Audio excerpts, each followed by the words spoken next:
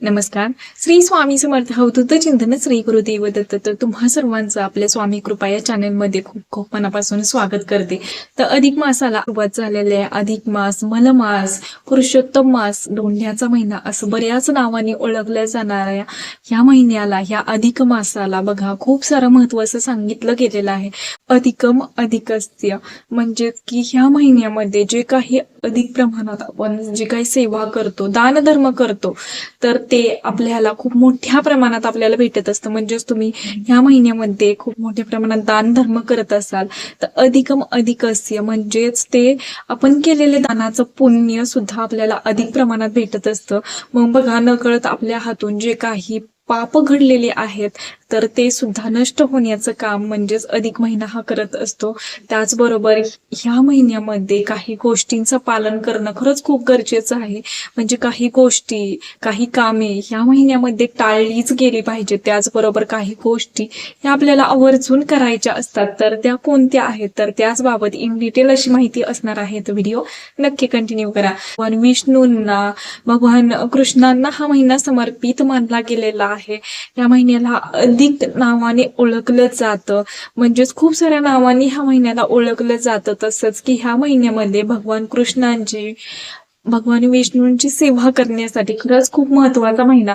बघा, खूप जणांना प्रश्न पडतो की ह्या महिन्यामध्ये वर्ष श्राद्ध येत आहेत, हे वाढदिवस येत आहे, कार्यक्रम आहेत तर ते करायचे आहेत, तर ते करावे का? त्याचबरोबर कोणकोणत्या सेवा केल्या जातात ह्या महिन्यामध्ये. तर बघा, ह्या महिन्यामध्ये भगवान विष्णूंच्या सर्व काही सेवा करण्याला खरंच खूप अनन्य साधारण असं महत्व आहे. मलमास म्हणजेच की भगवान कृष्णांनी स्वतःला मलिन केलेला आहे. या महिन्यात बघा कोणतंही शुभ कार्य करू नये असं म्हटलं जातं. पण मला ह्या महिन्यामध्ये दान धर्म, जे काही आपल्याकडून पुण्य कर्म जे म्हणतो तर ते करण्याला खरंच खूप महत्व आहे. ह्या महिन्यात काय करू नये, तर बघा ह्या महिन्यामध्ये आपल्याला नवीन व्यवसाय, नवीन नोकरी सुरुवात करू नये असं सांगितलं गेलेलं आहे. त्याचबरोबर ह्या महिन्यामध्ये नवीन घराची जी सुरुवात असते, म्हणजेच की ह्या महिन्यामध्ये घर घेणं टाळलं जातं. त्याचबरोबर गृहप्रवेश करणं टाळलं जातं. प्रत्येक महिनाच शुभ असतो, पण ह्या महिन्यामध्ये जी नवीन सुरुवात असते तर ती करणं टाळलं गेलं पाहिजे असं सांगितलं गेलेलं आहे. मांसाहार देखील करायचं नाही, धूम्रपान, मद्यपान हे सुद्धा करणं टाळलं गेलं पाहिजे. एखाद्या व्यक्तीची निंदा करणं सुद्धा टाळलं गेलं पाहिजे. कारण बघा, असं म्हटलं जातं अधिकम अधिकस्य, जे काही तुम्ही चांगलं किंवा वाईट करणार तर त्याचं फळ तुम्हाला हे भोगावंच लागणार आहे. म्हणजे जरी तुम्ही या महिन्यामध्ये एखाद्याचं नकळत जरी मन दुखावलं तरी सुद्धा तुम्ही त्या पापाचं भागीदार होता. त्यामुळे कोणाचीही निंदा करायची नाहीये, कोणाचीही बघा बदनामी करायची नाहीये, त्याचबरोबर कोणालाही फसवायचं नाहीये, कोणाबद्दल वाईट चिंतायचं नाहीये. भगवान विष्णूंच्या सर्व काही सेवा करू शकता. अधिक मासाचं जे महात्म्य आहे तर ते तुम्ही सर्व काही पठण करू शकता. ह्या महिन्यामध्ये मांसाहार कटाक्ष वर्जच करायचं आहे, की जेणेकरून आपण जी काही सेवा या महिन्यामध्ये करणार आहोत तर त्या सेवेचं पूर्णपणे फळ आपल्याला मिळेल. त्याचबरोबर बघा, ह्या महिन्यामध्ये काय करावं, तर तुम्ही खूप जणांना प्रश्न पडतो की आम्हाला कुलदेवीला जायचं आहे, कुलदैवताला जायचं आहे, त्याचबरोबर कोणत्याही धार्मिक ठिकाणी जायचं आहे तर जाऊ शकतो का? तर बघा, ह्या महिना देवी देवतांची सेवा करण्यासाठी खरंच महत्वाचा आहे, खरंच म्हणजे प्रभावशाली आहे. अधिकम अधिकस्य, मी पुन्हा एकदा सांगते, जे काही तुम्ही कराल तर त्याचं पुण्यफळ तुम्हाला डबल पट्टीने भेटणार आहे. त्यामुळे तुम्ही कुलदेवीला जाऊ शकता. तिथं बघा, वाण देण्याची परंपरा अधिक मासामध्ये खरंच खूप मोठी आहे. तर तिथं सुद्धा जाऊन तुम्ही नक्की वाण देऊ शकता. अधिक मासाची जी वात आहे तर तिथं दीपदान करू शकता. कुलदैवताला जरी केलं तरी सेम त्याच पद्धतीनं तुम्ही तिथं वाण देऊ शकता. त्याचबरोबर बघा, ह्या महिन्यामध्ये कोणत्याही पवित्र ठिकाणी स्नान करण्याला अनन्यसाधारण असं महत्व सांगितलं गेलेलं आहे. तुम्ही जर एखाद्या पवित्र ठिकाणी गेला, पवित्र नदीच्या ठिकाणी गेला तर तिथं स्नान करायला विसरू नका, तिथं दीपदान करायला विसरू नका. बघा, धार्मिक ठिकाणी तिथं अधिक मासाची वात सहजपणे आपल्याला अवेलेबल होते. तर तिथं ही अधिक मासाची वात म्हणजे दीपदान तुम्ही नक्की करायला हवं.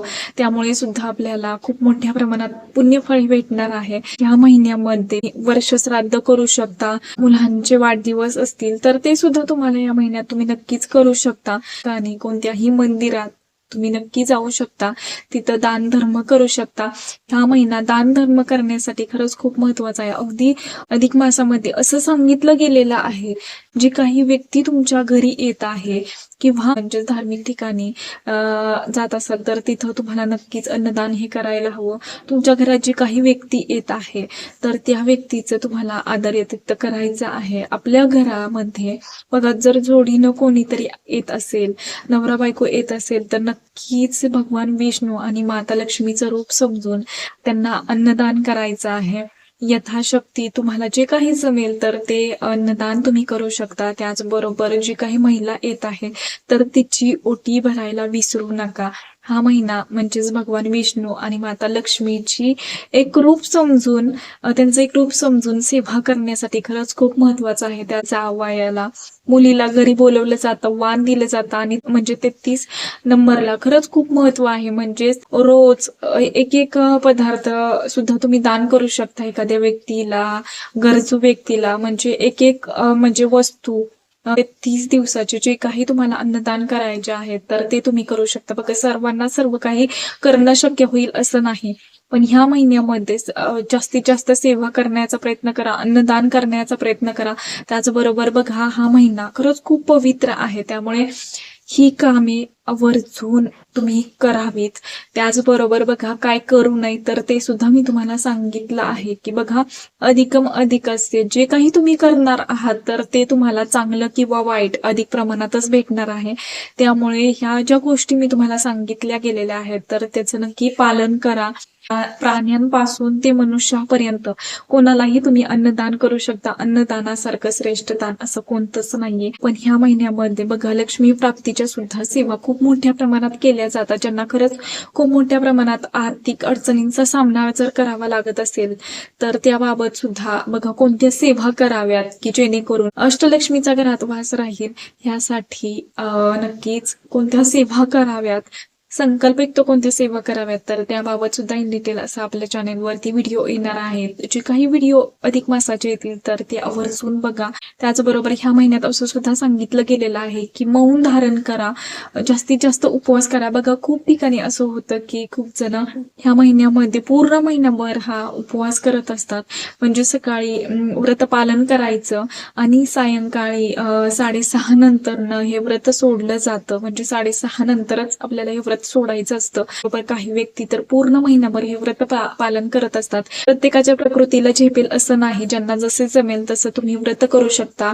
3 दिवसाचं, 1 दिवसाचं किंवा पूर्ण महिनाभर सुद्धा. आणि त्यानंतर सायंकाळी 6:30 नंतर आपल्याला व्रत हे सोडायचं आहे.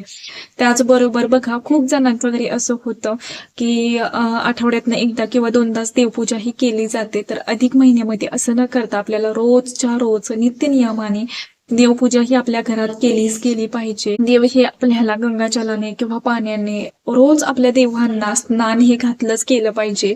अधिक महिन्यामध्ये रोज नित्यनियमाने देवपूजा करायला विसरू नका. सर्व काही स्तोत्र मंत्र पठण करायला विसरू नका. तुम्ही कोणतेही बघा, जे काही नियम तुम्हाला सांगितलेले आहेत तर ते पालन करा की जेणेकरून बघा, आपण नकळत काही गोष्टी आपल्याकडून घडून जातात, पापे घडून जातात.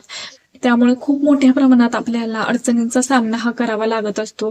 आणि त्याचंच एक बघा, त्या पापांपासून मुक्ती मिळवण्यासाठी खरंच अधिक महिना खूप महत्वाचा आहे. त्यामुळे ही सेवा करा, दानधर्म करा आणि जे काही नियम आहेत तर ते सुद्धा पालन करायला नक्की विसरू नका. आतापुरतं एवढंच झालेली सेवा मी महाराजांच्या रुजू करते. व्हिडिओ आवडला असेल तर नक्कीच लाईक करा, शेअर करा आणि चॅनेलवरती नवीन असाल तसंच नवनवीन व्हिडिओ पाहण्यासाठी आपल्या चॅनेलला सबस्क्राईब करा आणि हाईक करायला विसरू नका. श्री स्वामी समर्थ.